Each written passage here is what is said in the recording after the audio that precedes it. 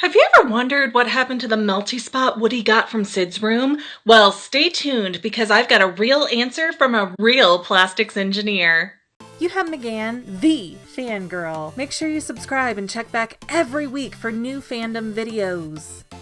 If you're a stickler for details like me, then you remember when Sid took a magnifying glass to Woody and burnt a hole in his face. And even though Woody says out loud that he sure hopes this isn't permanent, that scar sticks around for the rest of the movie. Well, correction, it's there until Andy finds Buzz and Woody in his van. Then in the last scene at Christmas time, Woody's scar is gone! I mean, I'm not the only one that's been driven crazy by this, am I? It's sloppy work that we wouldn't normally expect out of Pixar after all. But, to be fair, Buzz also peels off his arm sticker, and it seems to inexplicably return in later movies as well. So maybe Woody's scar is just a rare missed detail by Team Pixar. I've also always wondered what Andy told himself to justify why Woody suddenly had a head hole and Buzz was now missing a sticker, but that's an issue for another day. Well, even though the scar vanishing could have been a production mishap, or we could attempt to say that Andy patched up Woody, although I see that as highly unlikely since Woody's forehead shows no sign of paint or tampering, and we saw in Toy Story 2 that Andy isn't stellar at toy repair. Or we could go with another option because I actually got a real sciencey person involved to give us another answer. As all of you have probably guessed, every vlogger has a backstory, and mine actually has a mama that's an engineer, a plastics engineer no less. And while she finds more joy in analyzing math problems than movies, I harassed her into logically explaining Woody's scar. Here's my actual text to her. Feel bad for my mother. I'm exhausting. Anyways, the answer she finds most plausible is self-healing polymers, meaning Woody is made out of a self-healing plastic. But what is that, we may ask? Well, you know how if you get a paper cut, you might bleed a little, but then the wound will eventually heal itself and become invisible, right? That's because for most people, your blood clots and your body goes into repair mode to fix the damage from the cut. Similarly, a self-healing plastic is a material that, when damaged, responds in a similar way to blood clotting. Various versions of these polymers can repair themselves with up to 70% of the durability it previously had. And a self-healing plastic repairs itself without any diagnostic testing or human intervention. That's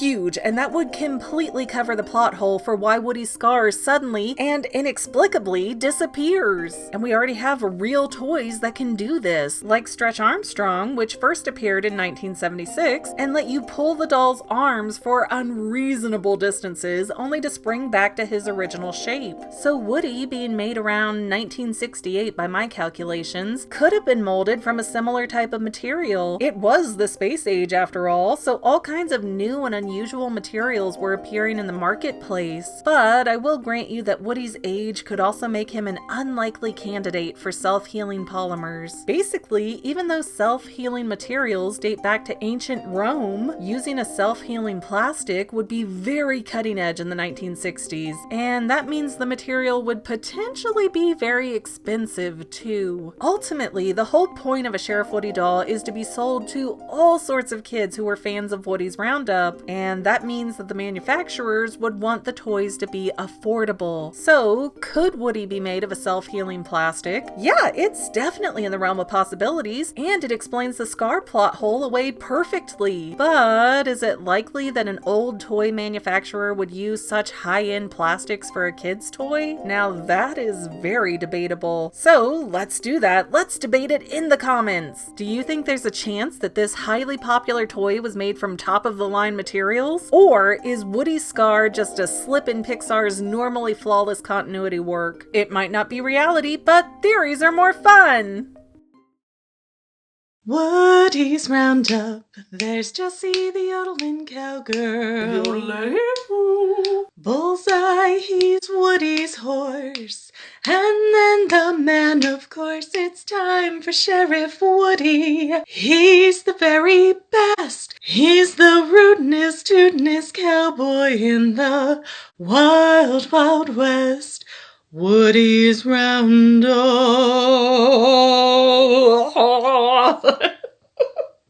Well, that's all I have for now, but this video's not quite over yet. I get a lot of comments that say, do a theory on this topic, but I've already done those theories. So please consider going to my main channel page and clicking on the video tab so that way you can see everything I've done. You will probably find a lot of things you like that you never even knew that I posted. I want to let you know that I also have 2 other channels, Say Halo Goodbye Gaming and the Fanily Family Vlogs. Thank you so much for watching, and I hope you enjoyed enough to hit subscribe and share. I can use all the help I can get to let other people know that this channel exists. And if you made it this far, leave me a comment that says something like, hey, I made it to the end, and then let me know what kind of videos you want to see in the future. I can't make any promises, but the more people that request something, the more I can look into it. Okay, well, I love you. I'll see you in the next video.